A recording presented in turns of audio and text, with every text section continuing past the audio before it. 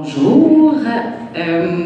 Aujourd'hui, moi, je vais un peu rentrer dans l'œil du cyclone, qui est toute la question de l'allocation du capital et du financement pour réaliser ces visions-là en matière d'abordabilité de l'habitation. Je ne vais pas y aller avec une recension des programmes existants. Ce que je vous propose plutôt aujourd'hui, c'est une réflexion un petit peu plus fondamentale sur les principes qui devraient orienter la structuration du financement pour les projets d'habitation sociale.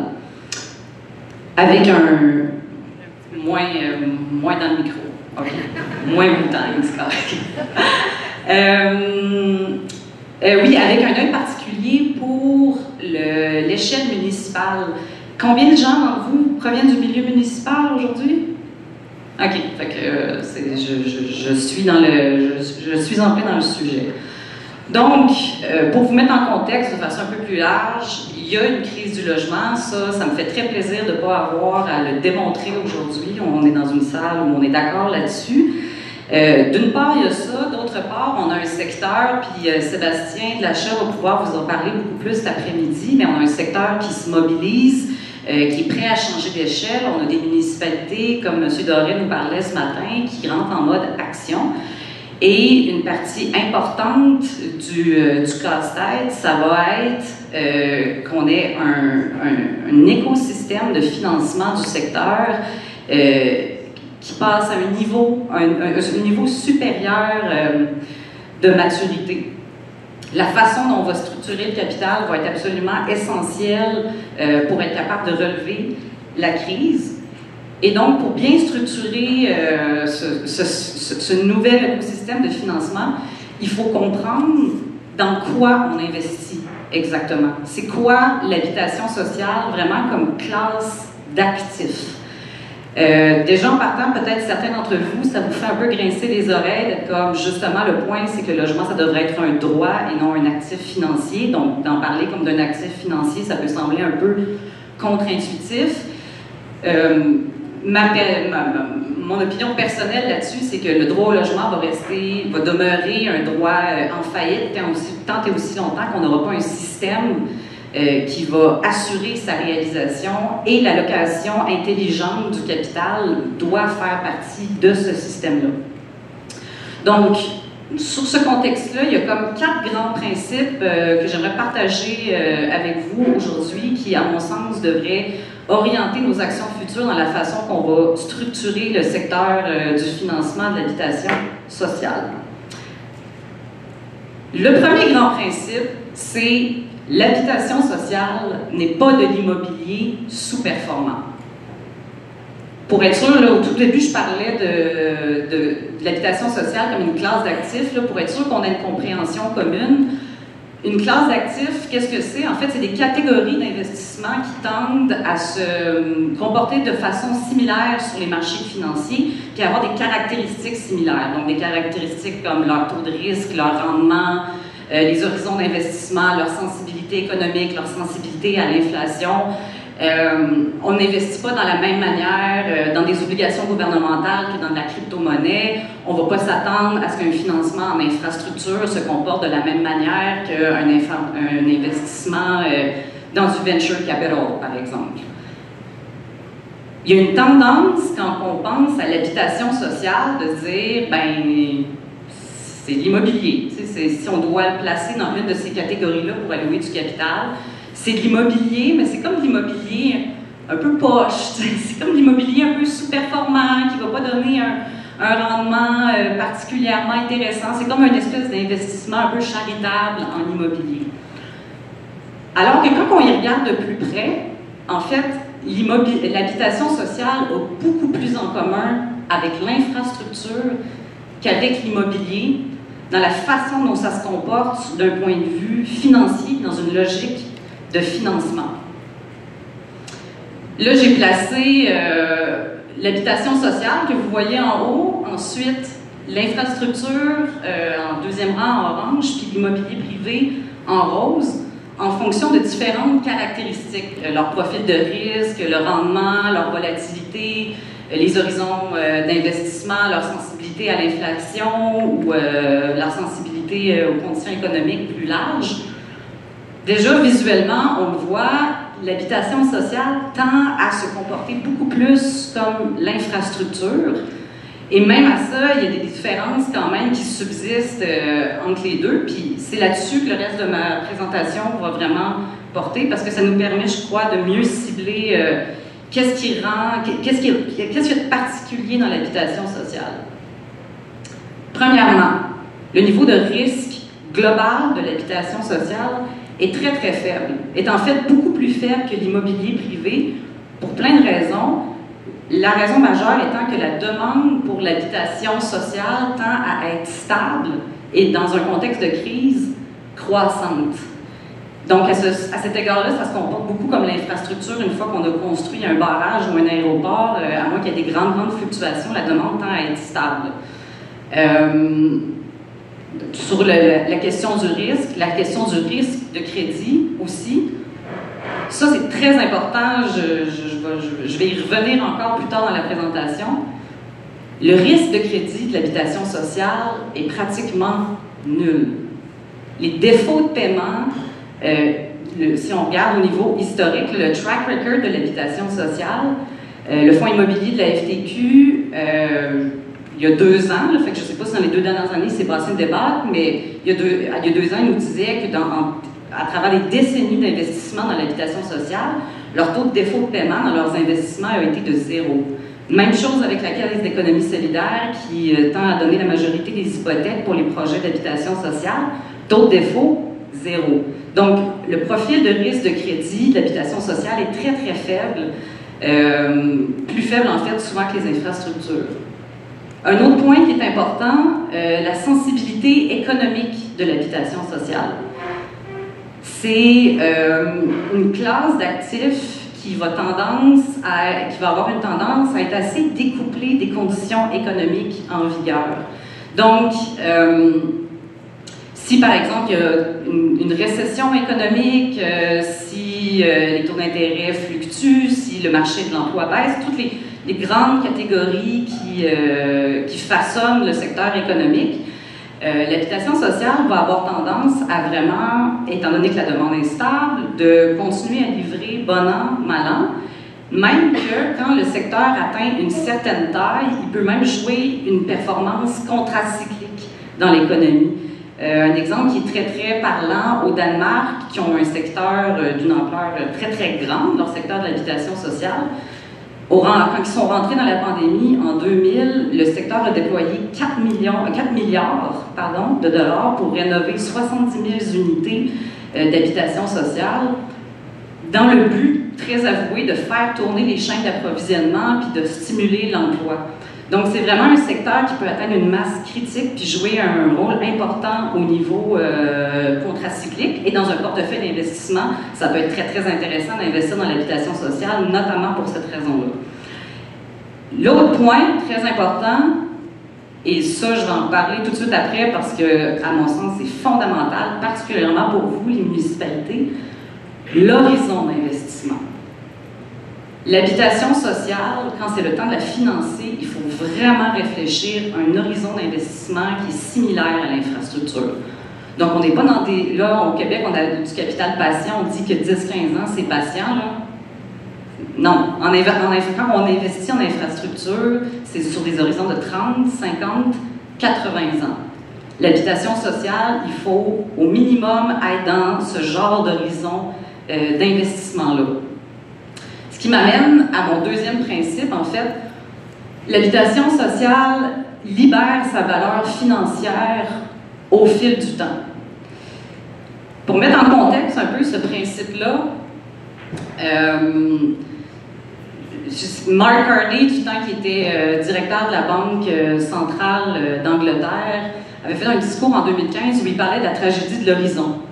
Puis, la chose à laquelle ça référait, en fait, c'était ce découplage qu'il observait entre les modèles d'évaluation financière, les modèles d'investissement financier, leur temporalité qui tend à être sur 3 à 10 ans, versus les risques à très, très long terme de la crise climatique. cette notion-là de tragédie de l'horizon s'applique très très bien aussi au financement de l'habitation sociale parce que les risques de la crise du logement dépassent grandement les horizons financiers qui tendent à être sur 3 à 10 ans et les cycles politiques qui tendent à être sur 4 ans. Et comme pour la crise climatique, les coûts et les risques de la crise du logement tendent à être cumulatifs puis exponentiels. Donc, plus on attend, plus ça coûte cher, et inversement, une action dans le présent permet d'éviter des coûts futurs. Donc, la tragédie de l'horizon, quand on en parle du point de vue de la crise du logement, il y a 2 conséquences majeures. La première, c'est qu'on externalise les risques de l'inaction. Donc, nos modèles d'évaluation financière actuels ne permettent pas de comprendre la valeur qui est générée par une action dans le présent et les risques que les générations futures encourent, en fait. Donc, tout ça, on n'a pas de modèle qui nous permet de bien quantifier ça. Et le deuxième point, qui est très important, puis qui là vraiment m'amène au cœur de ce que j'aimerais parler avec les municipalités, notamment aujourd'hui, c'est que le fait qu'on a des horizons d'investissement qui sont très limités, qu'on fonctionne avec un capital qui est très impatient, qui a une étroitesse dans les horizons d'investissement, ça, en fait, ça génère une dépendance aux subventions. L'impatience du capital, le fait qu'on a de la difficulté à penser dans des horizons d'investissement de plus de 10 ou 15 ans, ça nous coûte plus cher. Pour vous donner vraiment un exemple concret de ce que je veux dire par là, j'ai fait un montage financier qui va sûrement faire hurler certains développeurs immobiliers qui vont me dire qu'un coût de réalisation de 400 000, bon, je vois Laurent qui hurle de l'intérieur. J'y suis allée avec vraiment un projet, des prémices très, très conservatrices, disons un projet de 100 unités, qui seraient tous de 2 chambres à coucher avec un loyer qui est celui du FAC, là, donc qui serait considéré comme du logement social aujourd'hui. Donc, si on y va avec notre modèle type de financement du logement social aujourd'hui, puis quand je dis modèle type, là, puis quand je parle qu'il faut faire maturer l'écosystème de financement, c'est pas rare que généralement il va y avoir 11 sources de financement différentes. C'est les montages sont très, très créatifs aujourd'hui, mais mettons qu'on y allait avec quelque chose d'assez simple. Pour pouvoir maintenir la cible d'abordabilité de ce projet-là et s'assurer que l'immeuble va être viable, on aurait une capacité d'endettement d'à peu près 55 %. Donc, le prêt hypothécaire représentait 55 % du montage financier de ce projet. Ça serait un prêt hypothécaire aux conditions de marché qu'on irait prendre chez Desjardins, par exemple. Et 45 % du montage financier du projet serait de la subvention. Donc, il y aurait à peu près 18 millions de subventions nécessaires dans ce projet-là. Le même projet, si on est dans une logique patiente où on comprend les horizons d'investissement dans cette classe d'actifs qu'est l'habitation sociale, on pourrait avoir une capacité d'endettement hypothécaire de 55 %, mais cette fois-ci, on irait chercher le prêt hypothécaire auprès de la SCHL, qui permet un amortissement sur 50 ans. Ensuite, là, l'exercice que j'ai fait, je l'ai vraiment fait dans le cadre du FAC actuellement, où la SHQ met 60 % du capital, puis après ça, demande une contribution des villes à la hauteur de 40 %. La SHQ pourrait mettre son 60 % en subvention de 10 millions à peu près. Arrivé à vous, les villes, si on est dans cette logique de patience-là, ça serait tout à fait possible pour vous, en fait, de convertir votre subvention en prêt patient. C'est un peu la clé du succès dans tous les modèles européens. Les villes investissent, la contribution des villes prend généralement la forme de ce qu'on appelle un bullet loan. Donc, je vais vous l'expliquer très simplement parce que c'est très, très simple à expliquer. Généralement, les termes, c'est un prêt sur 30 ans à 1 % d'intérêt. À chaque année, on verse un intérêt de 1 %, puis arrivé à l'année 30, on repaye le principal sur le prêt. Structuré comme ça, vous le voyez, on maintient la cible d'abordabilité dans le temps, puis ça, c'est le flot de liquidité cumulative de l'immeuble. Vous voyez que le projet n'est jamais déficitaire dans le temps, le projet demeure viable, quoi. Ce que ça veut dire pour les finances municipales, en fait, c'est que quand on comprend quand on évalue de façon appropriée l'horizon d'investissement de l'habitation sociale, puis qu'on se dit, ben, si on accepte d'être plus patient, en fait, on peut tout à fait structurer la contribution municipale en prêt. Au bout de la ligne, ce que ça veut dire pour une municipalité, c'est que c'est de l'argent qui vous revient. Donc, votre fonds de contribution à l'habitation sociale se transforme en fonds qui est renouvelable. Donc, étant donné que vous êtes l'acteur qui a l'assiette fiscale la plus limitée, c'est carrément une surcoupe fiscale à ce stade-ci, je crois que ça ferait énormément de sens que vous soyez le contributeur gouvernemental dont la contribution prendrait la forme d'un prêt. Principe numéro 3, puis là-dessus je vais passer assez rapidement parce que et Laurent et Sébastien vont y revenir beaucoup cet après-midi. L'habitation sociale n'est pas un actif risqué, c'est son absence qui est risquée. Les projets d'habitation sociale, comme je le disais au début, ont une feuille de route quasi parfaite en matière de risque de crédit. C'est un risque qui est très très nul. La demande est stable, c'est pas un actif qui est volatile. Bref, c'est pas un actif qui est risqué et ça, c'est comme s'il faut vraiment que ça descende dans l'ADN de la façon qu'on aborde le financement de l'habitation sociale. On n'est pas en train de vous demander d'investir dans de la crypto-monnaie ou dans du venture capital. C'est quelque chose qui est très, très stable. Et donc, oui, il y a des risques inhérents, surtout quand on est dans des projets de construction neuve. C'est correct pour une municipalité d'assurer une certaine attitude de partage de risque, parce que le risque est déjà très faible en partant. Donc, l'attitude partenariale de partage de risque, il y a plusieurs leviers qui sont possibles, même au-delà du financement, puis je pense que la présentation de Laurent cet après-midi va porter là-dessus, donc je vais aller plus vite là-dessus. Sinon, au niveau vraiment du financement en lui-même, il y a des tranches de risque dans les projets d'habitation sociale qui sont un peu plus risqués que d'autres. Le financement initial en est un majeur et la décision de la Ville de Montréal de commencer à assumer, à être plus présente dans cette portion-là du financement de l'habitation sociale est un exemple très éloquent de ce genre d'attitude partenariale, de partage du risque. Puis, il y aurait d'autres façons aussi, tout ce qui est prendre des garanties, se mettre en dette subordonnée sur le printemps principal. Donc, il y a vraiment des façons plus fines, disons, d'incarner cette attitude de partage de risque. Dernier principe, l'habitation sociale libère sa valeur économique de façon multidimensionnelle. Tout le long de la présentation, j'étais vraiment dans la valeur financière. C'est important, il faut qu'on en parle, mais ça demeure un angle qui est extrêmement réducteur pour vraiment saisir l'ampleur de ce que l'habitation sociale crée dans la société civile de façon multidimensionnelle. Donc, avoir vraiment une perspective plus large sur la valeur, on tend quand les projets d'habitation sociale arrivent, de les analyser avec une lunette qui est financière. Donc, on va utiliser des outils, c'est toutes des méthodes, le discounted cash flow, le NPV, c'est toutes des méthodes, en fait, qui se basent sur le fait, tout ce qui est central à ça, c'est la valeur temps de l'argent, et la valeur, en fait, s'érode, et la valeur temps de l'argent fait que la valeur s'érode au fil des années.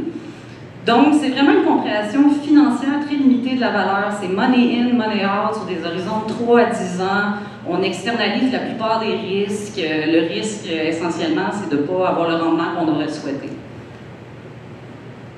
Il va vraiment falloir, au courant des prochaines années, pour que le financement du secteur de l'habitation sociale arrive à maturité, qu'on soit capable d'avoir une analyse beaucoup plus économique de la viabilité de ces projets-là, qu'on soit sur des horizons de 10, 20, 30, 40, 50 ans quand on les analyse, qu'on n'inclut pas seulement la valeur monétaire, mais aussi la valeur au niveau de la fiscalité, au niveau de la création d'emplois, au niveau de l'impact sur les services publics, puis qu'on soit à même, en fait, puis là c'est plus au niveau des municipalités, mais de développer des outils comptables qui permet vraiment de comprendre l'actif qui est en train d'être créé et pas seulement la dépense qui est en train de sortir des coffres municipaux. Je vais finir là-dessus rapidement. au-delà des bénéfices directs de l'habitation sociale, là, fait que les revenus de location, tous les indicateurs, les actifs immobiliers, tous les indicateurs standards financiers qu'on a, il y a des bénéfices indirects importants. M. Doré a commencé à en parler ce matin. C'est plus que de la mesure impact, c'est vraiment une valeur économique qui doit se retrouver dans les bilans publics et dans les modèles comptables. L'habitation sociale permet, par exemple, de diminuer les coûts liés à l'itinérance. La dernière étude qui est sortie de McGill en 2017 chiffrait à peu près 56 000 par personne itinérante, c'est le coût. Il y a 10 000 personnes itinérantes en ce moment, selon le dernier recensement au Québec, ça fait 560 millions de dépenses publiques par année. Donc, il faut qu'à un moment donné, ça devienne des vases communicants, ce genre de... L'investissement en habitation sociale versus la diminution des coûts en itinérance. On peut le prendre aussi de l'autre côté, puis se dire que la diminution, quand on diminue les coûts qu'on affecte, que les individus affectent au logement, soit par le surendettement hypothécaire, soit parce qu'ils sont pris à la gorge, puis on est dans du 30, 40, 50% de taux d'effort au logement.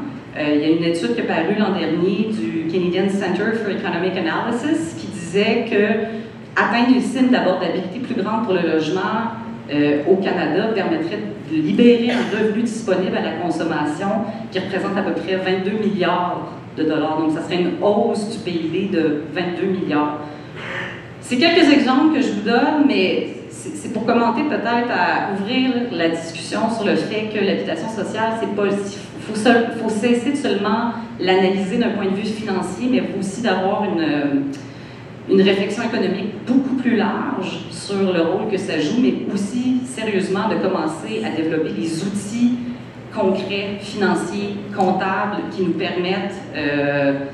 c'est comme une gamme d'outils d'investissement, en fait, qui devrait être différenciée pour l'habitation sociale parce que c'est une classe d'actifs, j'espère que je vous ai convaincu là-dessus, qui est distincte, qui n'est pas seulement de l'immobilier, qui n'est pas non plus seulement de l'infrastructure, qui est vraiment sa propre bête en elle-même, puis qui va mériter qu'on s'y intéresse dans la façon qu'on structure le capital pour régler la crise du logement. Donc, je clôt là-dessus.